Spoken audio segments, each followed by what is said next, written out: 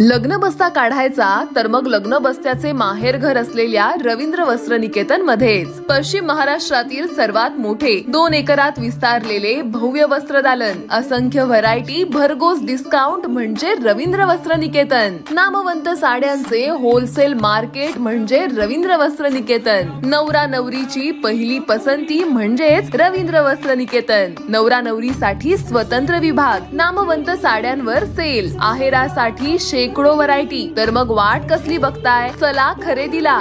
रवींद्र वस्त्र निकेतन, सलगरे, तालुका मिरज, जिल्हा सांगली। प्रत्येक बातमीतील घटनेच्या वास्तविकतेची तुलना थेट पाहत रहा सांगली अपडेट। मिरज तालुक्यातील बेळंकी ते बेळंकी खिंड हा रस्ता आता पुन्हा एकदा चर्चेत आला आहे। गेल्या काही महिन्यापूर्वी रस्त्याचे कामकाज सुरू होत असताना चांगली चर्चा रंगली होती।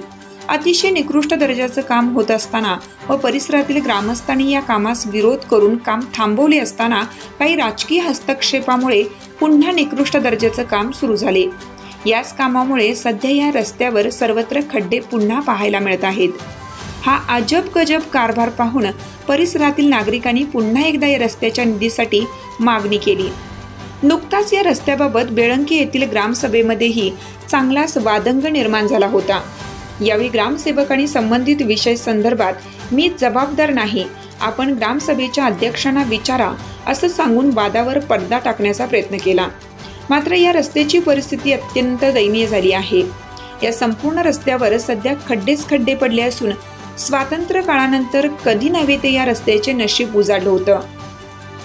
मात्र अजब कारभाराच्या या उत्कृष्ट नमुन्याने रस्त्यावर संबंधित ठेकेदार पुन्हा चर्चेत आले आहेत।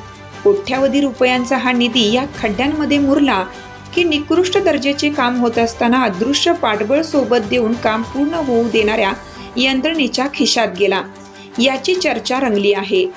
या रस्त्यावर अवजड वाहनांची मोठी वर्दळ असते, त्यामुळे भरीव निधी या रस्त्यासाठी मिळाला होता।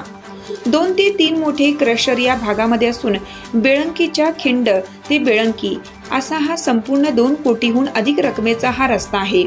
तर या रस्त्यावर सध्या मोठे वाहन गेल्यावर रस्त्याची झालेली विदारक परिस्थिती पाहून केवळ 5-6 महिन्यापूर्वी काम संपन्न होऊन पुन्हा रस्ता त्या स्थितीत राहिल्याने ग्रामस्थांची संतापजनक प्रतिक्रिया दिसून येत आहे।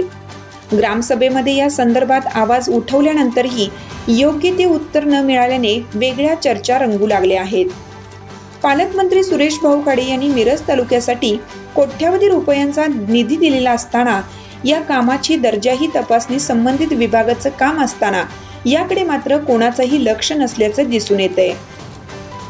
तालुक्यातील अनेक भागांमध्ये रस्त्याच्या दोन्ही बाजूस साईड पट्ट्या करण्याचा एका नामवंत ठेकेदाराला कायम विसर पडत असतो।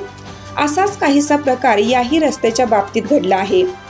कोट्यावधी रुपयांचा निधी खर्च होऊन देखील त्या निधीचा व त्या निधीतून झालेल्या कामाचा नागरिकांना फायदा होणार नसेल तर ते काम पालकमंत्री साहेब काय फायद्याचे, असा सवाल या रस्त्यावर वाहतूक करणाऱ्या व्यक्तींमधून उपस्थित होत आहे।